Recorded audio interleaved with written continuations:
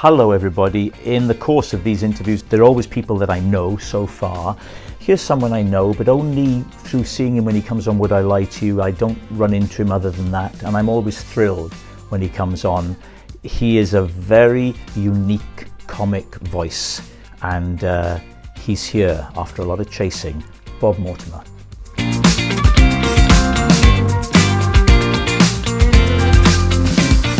How are you? I'm okay. I'm bored stiff. Are you bored stiff? No, not really. Because see, I've got young kids. You know, I'd like to be bored. They ain't going to allow that, are they? I'm what I am is battered and defeated. And suddenly, in a blink of an eye, you'll be as old as me, Rob. Well, how old are you? I'm 61. I'll be 56 in a few weeks, so I'm not far behind you. No, you're knocking on. No, you're not the older generation quite yet. Oh, I don't know. You know when new comedians come through, the James Acasters of this world, and you suddenly realise, God, yeah, I'm one of the older guys. It's a shame that, in a way, because it's quite hard in the business we do. We were used to entertaining young people. Yeah. And then you realise, perhaps, I'm not saying for you, Rob, but for me, you're not really entertaining young people. And that feels a bit odd. It feels like you're on the cabaret circuit, you know? Yeah, well, I wanted to talk to you about this because when you and Vic or Jim, I always think when you call Jim, it kind of implies that you know him quite well. Which, and I don't feel like, I know him a bit, but I feel I should call him Vic, you know? But if I saw him, I'd call him Jim. But I think people are going to call bullshit if they hear me calling him Jim, you see. Right. I'm going to call him Vim. Vim will do. I call him Jimbo a lot now because then it seems like I've got a special relationship. Everyone knows he's Jim now. When you and he kind of exploded and became really big, you were super cool and cutting edge and exciting. These are things I've never been, but you really were. And I wanted to ask you, first of all, what does that feel like? I never remember a moment, Rob, where you suddenly felt, oh wow, we're in the firmament. We are something, you know. I think perhaps we won just when the very first big night out came out. Jimbo was on the front of the NME. And the NME was a big deal at the time. And that felt quite something. You know, vicariously for me, I wasn't on the cover. In fact, I remember when we did the interview for that piece with the editor of the NME, we turned up for the interview. And the first thing he said was, "What's he doing here?" Meaning me. And so anyway, so it was vicarious. But I did think, wow, we could be onto something. And then it's all so gradual, Rob, that there's never that moment. For someone who is so creative, you started out, you went to law school, you studied law, and you did it properly. You did your bachelor's, you had time off, you did your master's, right? What on earth was a person with your gift doing studying law? If I do have a gift, and it's kind of you to say, I had no idea that I did. Well, it's funny, you know, fate playing its part, or chance, or whatever. I was living with a girlfriend in London, and that was the only person that I knew in London.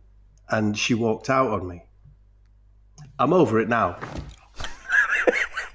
and all that. And so I suddenly... Did you notice I didn't jump in, Bob? I didn't want to intrude on your grief. Yes, the physical grief manifested there. Yeah. And as well as the pain of losing your girlfriend, I was then alone in London. I didn't know a soul. And I should cut this short. And then out of the blue, an old face who I vaguely knew from Middlesbrough back when I was at school, knocked on my door. I was living in a homeless hostel at the time, and there was a knock on my door, and it was this lad who, as I say, I vaguely knew from school, who'd phoned up my mum because he'd heard I was in London. He knocked on my door and said, "Oh, we should go out for a drink. I go to this thing called Vic Reeves' Big Night Out." And I would never have gone, Rob. No way would I have gone, except for the fact that my girlfriend had just walked out on me, and I was So I took a chance, went to this night. Jim comes out on stage. You've never seen anything like it in your life. Yeah, yeah, Extraordinary moment. And but there wasn't many people there. And after he'd finished, he sat down at the same table. And I don't remember whether I spoke to him or not. But is evangelical a word where you go and spread the word? yeah, yeah, yeah, Yeah. yeah, yeah. I can imagine About that. this Yeah, show. yeah, So yeah. I went every week after that. As did everyone who went to it. Everyone who went came with more people the next week till it became quite a big show, like 100 people there. Yeah, yeah. And I did at some point start speaking to Jim. How the hell did that progress to writing with him and being on the stage with him? Well, just what do they use the word organic now, don't they? So one week I presented a check to Jim on stage. Then I came on stage and talked about the various cuts of meat. But how did you have the confidence? If you said you'd been sitting in a bedsit and other than being a bass player in a band, there were no performing urges in you. So where on earth are you suddenly with this guy who's blown you away, right, with his creativity and his originality? Oh, he blew me away. I think it's because I think that's probably you have to put in the context of this terrible loneliness. Okay, right.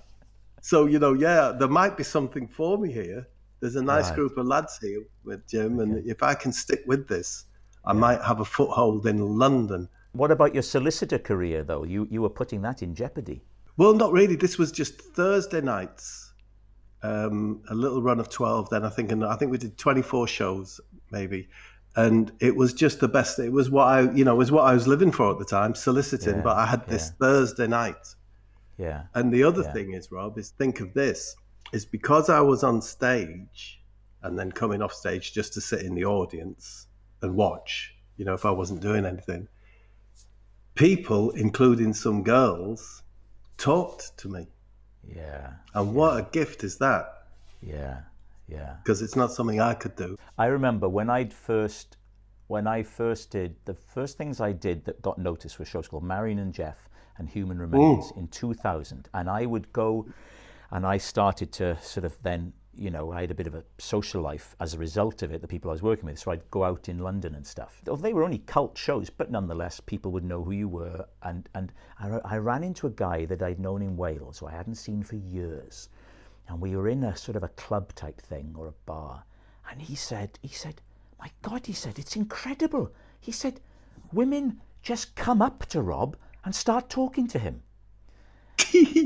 Because normally in life, that doesn't happen. It never happens. I mean, yes, Rob, when you look back, I wonder if perhaps the greatest thing about having a little tiny bit of fame is that people do come up and say hello to you. I love doing your show, Would I Lie to You? Because for a performer, that's very liberating that you found a way where, go on, just do it. I don't know what's going to be on that card. Yeah. And it's great fun. Well, I mean, I don't want to embarrass you, but you are easily the most popular guest that we have on it, and people just love what you do. And you occupy a place for me alongside Sir Tom Jones, in as much as if you ever see me on television with Tom Jones, I'm gazing at him adoringly. And if you ever see some of the old ones or the recent ones where you are on, right, catch me and I'm looking across like this. Because I love what you do. There's a lot goes into a show like that, Rob, isn't there? That can't be written, that can't be cast or anything. It's people might be interested when you arrive at the studio. Yourself, Lee, and David are absolutely charming and incredibly supportive. I've been on a few times now, but behind your back, as it were, people come to my dressing room scared stiff. Oh God, what's this going to be like? And I can honestly say to them, it's going to be great. Wow. You'll absolutely adore it. There's an atmosphere created again that you can't put your finger on. There's an atmosphere created where people will give it a bash. People want to contribute. Yeah, yeah, yeah. It's a very unique thing. I wanted to talk to you about so many things because we've not really talked at length. You come on Would I Lie to You, and I always look forward to it, and I always try and kind of grab you in a corridor or in the makeup room, and you must be thinking, oh God, here he goes again. Because Lee's always very just brisk, yeah, whatever, and David is polite, and I always feel I'm the one that wants to badger you and talk to you. But the illness thing is a huge thing in your life. It was a heart bypass, yes? Yeah, with a triple bypass. Yeah, Wow, that's huge. Now, I want to know, before that happened, and how long ago was it? it was 2015. Thank you. What was your attitude to your health before that episode? I had, what can I say? Negligence. Right. I didn't. I thought I was undefeatable, like a warrior. Yes. Um, Yes. so, unbeknownst to me, something was going on inside, and that's kind of the cruel thing about the heart area is you don't get much of a warning until you go. Really, You weren't a worrier then? not at all. No, I had no special diet. I didn't exercise. I never considered exercise, and I thought I felt pretty good. I didn't realize how ill I was until I emerged from after the bypass with my brand new plumbing. And I hadn't realized that you could feel like that. Because It's been what? so long What? Prior to that, you felt what? Sluggish or aching or what? yeah, and I just put it down to age. I'm slowing down. Right. I'm sleeping in the afternoon, Right. and you've lost your spark. And then I get 3 new bits of plumbing, Yeah. and it's like going back to being 30 again. But I was at 98, 99% blocked on a couple of my arteries. So yeah, it takes its toll. But the main thing that it was important was just, I suppose you could call it a gift, the gift of sort of facing up to your mortality and really, and I've done an awful lot since since the operation. I've done an awful lot of things that I'd always wanted to do. Right. Well, I'm very glad that you survived it. I'm very glad they spotted it because the alternative to that, frankly, is that percentage just kept ticking up and then boom. Yes. Yeah, my surgeon, I would have been touring in 2 weeks after this happened, when I was diagnosed. Just for fun, he looked at the schedule and he reckoned I would have dropped dead on stage at Southampton. When you're on stage and you're performing, you've got to go out if you're not feeling well, and that can be a heavy cold. I mean, I've been on stage where I'm sweating pints and I can barely speak, but you keep doing it. And I've also been on stage where my chest is hurting. And I had a thing when I was on tour, and it turns out it was stress, right? I was doing too much with a new baby, all this kind of stuff. I was kind of terrified, and I was not moving around the stage as much as I would be because I was worried I was going to keel over. Yeah. That's a pretty scary situation. No, there is. It was interesting when I went on tour. I was given a monitor for my wrist for my heart rate, and my consultant said don't go over. I think it was 154. Not sure, but he gave me a number. He said really don't go above that.